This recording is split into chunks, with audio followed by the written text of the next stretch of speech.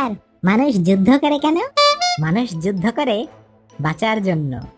কিন্তু স্যার, যুদ্ধ করলে তো মানুষ আরো মরে। তাহলে যুদ্ধ কি করে মানুষকে বাঁচায়? কে বলেছে তোকে যুদ্ধ করলে মানুষ মরে? কেন স্যার, আপনি জানেন না? রোজ টিভি মোবাইলে কত যুদ্ধের খবর আসে, কত মানুষ মারা যাচ্ছে। মানুষ নিজে বাঁচার জন্য অন্যকে মারে। মানুষের স্বভাবই হলো যুদ্ধ করা।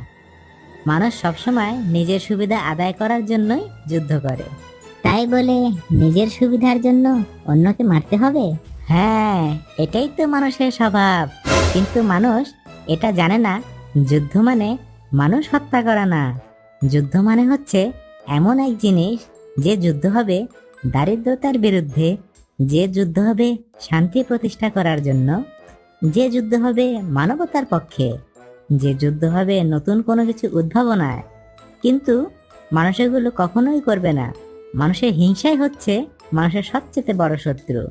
এর চাইতে আমরা ব্যাঙেরাই অনেক ভালো আছি। অন্তত মানুষের মতো আমরা হতে চাই না। কিন্তু স্যার, আপনিই তো বলেন মানুষের মতো মানুষ হয়ে উঠতে। এখন তো দেখছি মানুষ হওয়ার চাইতে আমরা প্রাণীরা অনেক ভালো আছি।